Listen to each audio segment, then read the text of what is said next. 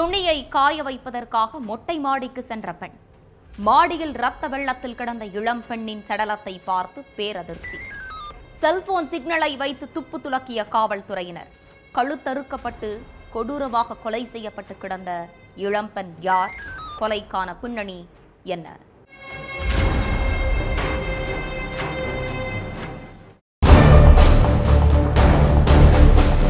வழக்கம் போல மொட்டை மாடிக்கு துணி காய வைக்கிறதுக்காக போயிருக்காங்க ஒரு பெண். அப்படி அங்க போனவங்க திடீர்னு கத்தி கூச்சல் போட்டு இருக்காங்க. ஏன்னா மொட்டை மாடியில ஒரு இளம்பெண் ரத்த வெள்ளத்துல சடலமா கிடந்திருக்காங்க. அதுக்கு பிறகு அந்த பொண்ணோட அலறல் சத்தம் கேட்டு ஓடி வந்து பார்த்தவங்களும் அங்க இருந்த சடலத்தை பார்த்து ஷாக் ஆகி நின்று இருக்காங்க.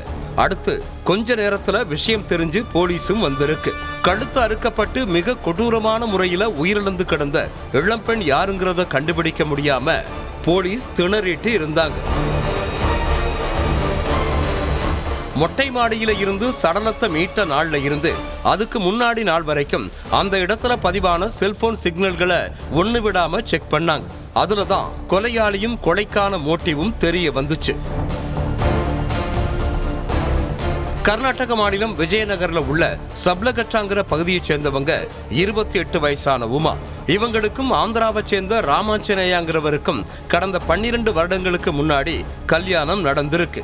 இந்த தம்பதிக்கு மொத்தம் 3 மகன்கள் உள்ள நிலையில கணவன் மனைவிக்கிடையில அடிக்கடி சண்டை வந்திருக்கு. ஒரு கட்டத்துல 2 பேரும் விவாகரத்து வாங்கிட்டு பிரிஞ்சிருக்காங்க. அதுக்கு பிறகு தன்னோட மகன்களோட தாய் வீட்டுல வசிச்சுட்டு வந்த உமா சப்லகட்டாவில் உள்ள ரயில்வே கேன்டீன்ல வேலை பார்த்துட்டு இருந்தாங்க. இந்த சூழல்ல உமாவுக்கு அதே ஏரியாவை சேர்ந்த காஜா ஹுசேன்கிற இளைஞர் கூட பழக்கம் ஏற்பட்டு இருக்கு. ஆரம்பத்துல நண்பர்களா பழகுன 2 பேரும் எல்லை மீறி பழகிருக்காங்க. உமாவும் காஜா ஹுசேனும் அடிக்கடி வெளியூர்களுக்கு போய் தனிமையில சந்திச்சிருக்காங்க. அதுக்கடையில உமா காஜா ஹுசேன் கிட்ட இருந்து கடனா பணம் வாங்கி இருக்காங்க. இந்த பணத்தை காஜா ஹுசேன் திருப்பி கேட்க உமா அப்பத்தாரேன் இப்பத்தாரேன்னு அழக்கழிச்சதா சொல்லப்படுது. அதனால கடுப்பான அவன் உமா கிட்ட பணம் கேட்டு சண்டை போட்டு இருக்கான். காஜா ஹுசேன் பணம் கேட்டு சண்டை போடுறப்ப எல்லாம் உமா அவர்கிட்ட அன்பா பேசி சமாளிச்சிருவாங்களாம். அது காஜா ஹுசேனுக்கு ஆத்திரத்தை ஏற்படுத்தவே உமாவை தகாத வார்த்தைகளால பேசி தன்னோட பணத்தை திருப்பி கேட்டிருக்கான். அதுக்கு உமா தங்கிட்ட இப்ப பணம் இல்லைன்னு திமிரா சொன்னதா சொல்லப்படுது. அது மட்டும் இல்லாம காஜா ஹுசேன் கூட பழைய மாதிரி பேசாம அவாய்ட் பண்ணி இருக்காங்க. அது காஜா ஹுசேனுக்கு உச்சக்கட்ட கோபத்தை ஏற்படுத்தி இருக்கு. அதனால சம்பவத்தன்னைக்கு நைட்டு உமாவுக்கு போன் பண்ண காஜா ஹுசேன் தனிமையில இருக்கிறதுக்காக கூப்பிட்டு இருக்கா.